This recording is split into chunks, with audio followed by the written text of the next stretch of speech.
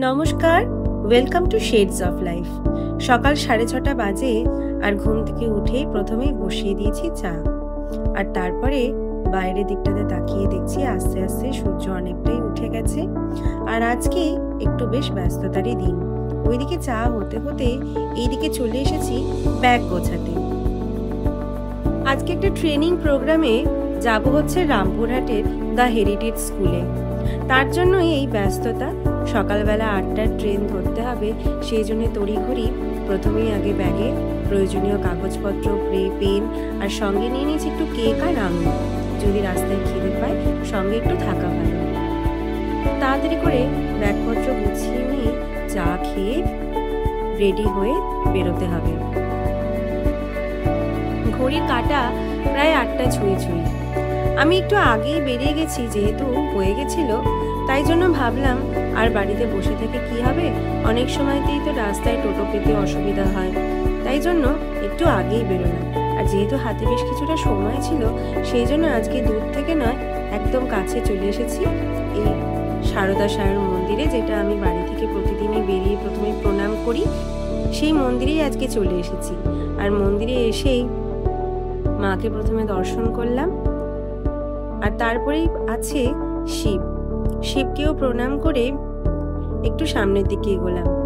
দেখলাম আগেই সারদা সায়র পুকুরটা বেশ ভালোই পরিষ্কার পরিচ্ছন্ন ছিল, কিন্তু প্রচুর পরিমাণে এই বিসর্জন হতে হতে আস্তে আস্তে পুকুরটা কিন্তু খুবই ময়লা হয়ে যাচ্ছে। যাওয়ার আগে হনুমানজিকে একবার প্রণাম করে নিয়ে এবার সোজা এগিয়ে যাব স্টেশনের উদ্দেশ্যে।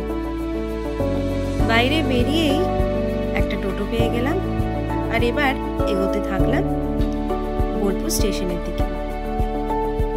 বোলপুর স্টেশনে অবশ্য একটু আগেই পৌঁছে গেছিলাম, যদিও আমার ট্রেন ছিল 8:42 গণদেবতা, তাই জন্য অনেকদিন পর বোলপুর স্টেশনে এসেও বেশ ভালোই লাগছিল। কিছুক্ষণ দাঁড়িয়ে থাকার পরই যথাসময়ে ট্রেন এলো, আর আমি ট্রেনে চেপে রওনা দিলাম রামপুরহাটের উদ্দেশ্যে। বহুদিন পর এই জেনারেল কম্পার্টমেন্টে এই এত কিছুর মধ্যে দিয়ে যেতে বেশ ভালোই লাগছিল। মাঝে মাঝে এইরকম দিনগুলোরও কিন্তু প্রয়োজন আছে জীবনে। আর অনেক দিন পর ট্রেনে উঠেছি, আর ঝালমুড়ি খাবো না তাই কি কখনো হয়? ঝালমুড়ি আর বাউল গান শুনতে শুনতে ঠিক সময়ে পৌঁছে গেলাম রামপুরহাট স্টেশনে। রামপুরহাট নেমে আমাদেরকে নিতে হলো একটা টোটো, কারণ যে স্কুলে আমরা যাচ্ছি সেই স্কুলটা কিন্তু রামপুরহাট শহরের ভেতরে একেবারেই নয়। শহর ছাড়িয়ে আমরা দুপাশে ধান ক্ষেতের জমির মধ্যে দিয়ে ওই দূরে দেখা যাচ্ছে আমাদের স্কুল। তো যেতে বেশ একটু সময়ই লাগলো। প্রায় ওই রামপুরহাট স্টেশন থেকে যেতে প্রায় 15 থেকে 20 মিনিট সময় লেগেছিল। যেহেতু স্কুলটা রামপুরহাট শহর থেকে বেশ অনেকটাই দূরে, সেই জন্য তখনই চিন্তা হচ্ছিল ফেরার সময় যদি টোটো না পাই তাহলে কি হবে। স্কুলে ঢুকে যাওয়ার পর বাকি দিনটা কেটে গেল খুব সুন্দর একটা ট্রেনিংয়ের মধ্যে দিয়ে। এবার বাড়ি ফেরত যাওয়ার পালা। যে চিন্তাটা সকালবেলা হয়েছিল যে অত দূর থেকে যদি ফেরার সময় টোটো না পাই তাহলে কি হবে, সেই চিন্তাটা খুব সুন্দরভাবে স্কুলের কর্তৃপক্ষ কিন্তু দূর করে দিলেন। ফেরার সময় তারা নিজেদের গাড়ির ব্যবস্থা করে দিয়েছিলেন, তাই জন্য ফিরতে একদম সমস্যা হয়নি। সন্ধ্যাবেলা বাড়ি ফিরে এসে আবার ছিল একটা বিয়ে বাড়ি। আর বিয়ে বাড়ি মানেই হচ্ছে সাজা গোজা, খাওয়া দাওয়া আর বেশ অনেকটা আনন্দ।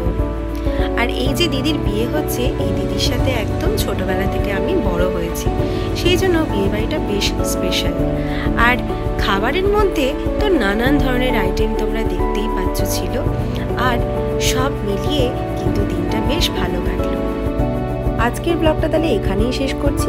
দেখা হবে খুব শিগগির নতুন একটা ব্লগে।